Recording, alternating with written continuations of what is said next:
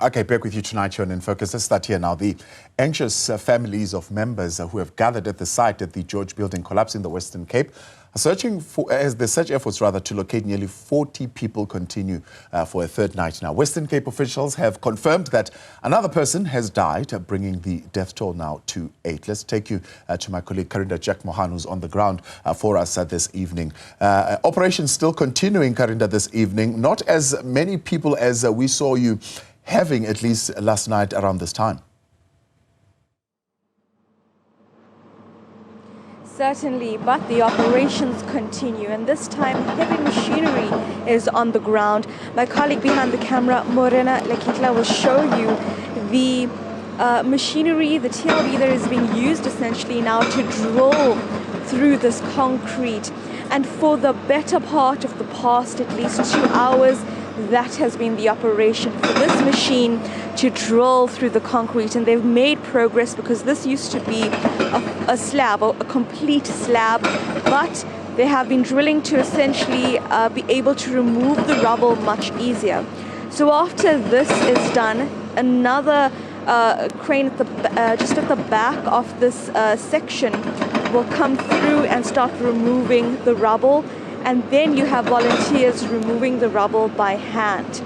Now, this is happening after hours have passed since we heard a voice from beneath the rubble. And just earlier we heard, all right, the sound you're hearing is actually just the rubble being poured into a truck essentially, and it's just creating this terrifying noise, perhaps a reminder as well to the families with regards to the noise, the sound, that terrifying sound of the building crumbling on Monday at 2 p.m. But here right now, just about 3 hours ago at least, we saw the recovery of the 8th body, the 8th person who passed away beneath this rubble. That means that 37 people have been retrieved, 8 have passed away, 16 are in a critical condition, 6 are facing life-threatening injuries, and at least 38 people remain unaccounted for out of the 75 people that came here. Construction workers in their various forms, cleaners as well, who were here to work, came to work on a Monday, and many of them sadly lost their lives. Survivors have spoke about how they heard that sound, perhaps similar to the sound that you're seeing here. And what you're seeing right now are rescuers digging through that rubble. They've created a hole through this rubble, and they're just trying to dig out to see if they can see the sign of a body, or of a person, of a survivor rather. That is the main hope. This is still a rescue mission, but that is what is happening. As soon as we see trucks blocking us, we realize then that's really a sign that someone has been found and that they need to sort of cordon off this area.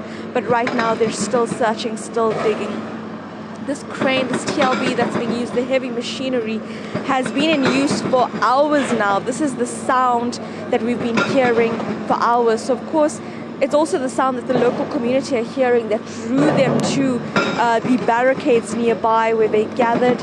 Among them were also distant relatives of some of those still stuck in the rubble, who spoke about how they're just waiting to hear a sign. And at this point, they just want to know, even if they don't see their loved ones alive, they just want to know that the body has been found. That was a message by one woman earlier today.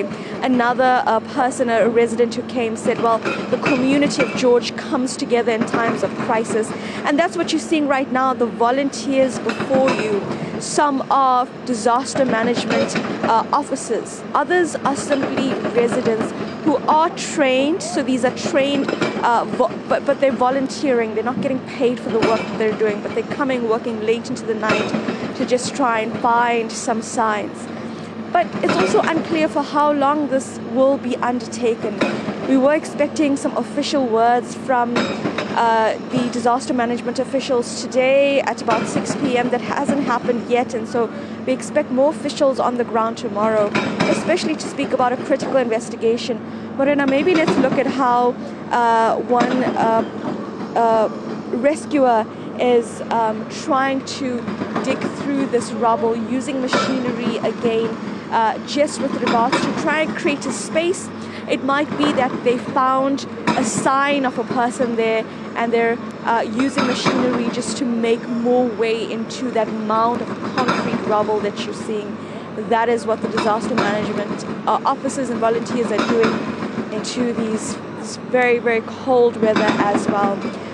It's also the support systems around them, people that are coming with food, with warm cups of coffee, with some just assistance. One of them is a medical student who has been up and down for the entire morning, and she's a medical student, but when I asked her, well, what's your message to those that are watching right now? What can they do to help? This is what she had to say. We are really in need of blankets, pillows, lip eyes, sunscreen, burn shield. We need size 8 safety boots for PPE. We really need some buffs. So there is a few things that we do need that we have run out of. Hard hats. So if the community wants to contribute, they are more than welcome to come and donate.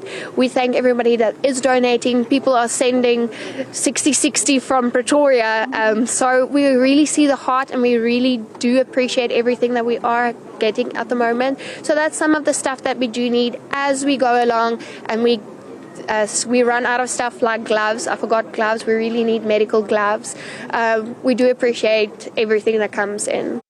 Well, there you have Valandra Roo just speaking out, and after that question I asked another one. I said, well, what message do you have for South Africa that's watching on very closely? And she said, well, please just pray. So that's a lot of what's happening here.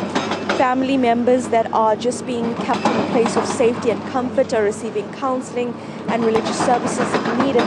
But tomorrow we will see more officials on the ground, and the scene will be cordoned off more so. In fact, just to access this area, you have to have certain tags, and you're stopped at the public barricade checkpoint to ensure that you have the tags that you are required to have. And so what we see now, because remember, this is still a crime scene, is that it really is a time now for the investigations to get underway. So tomorrow, my colleague Sipa Kema will be on the ground as well. I'll be joining her, but it's going to be a day where more questions will be raised with regards to the investigations that should be taking place, because families say someone needs to be held accountable. Right, Karinda Jagmohan live for us there outside the collapsed building in Georgia. And Karinda, maybe just as you wrap up, what do we know about the company that would be involved around this building? Have they been on site? Have they been assisting the families and those who are in hospital? Have they really been involved at all in this process?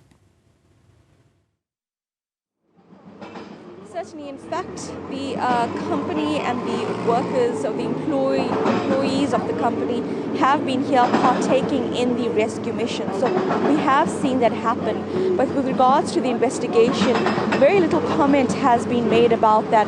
And while I just take a look at the scenes before you, I just want to read out one of these statements sent by one of the companies when they were contacted by our reporter Sipa Kema, and essentially this was the company that was contracted as property developers.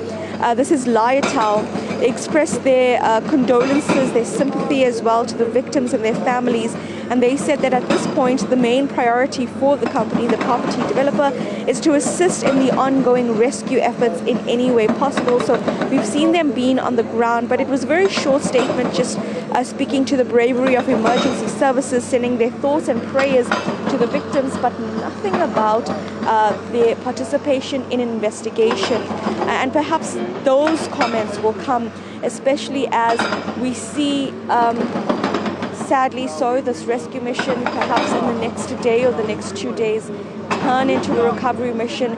Then essentially the sites will move to look at the investigations, because then we need to know, well, how will this investigation be carried out? Will it be an inquiry, a commission of inquiry? And who exactly should be held accountable? Is it the property developers? Is it the supervisors that were here?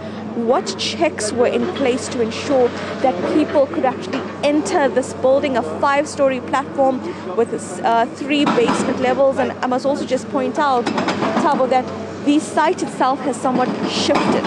So earlier on it was a bit more to our right, but as it continues to cave in, we see the slabs of concrete moving further down into the basement, into the foundation, and that means that those who are trapped inside are also moving with the rubble.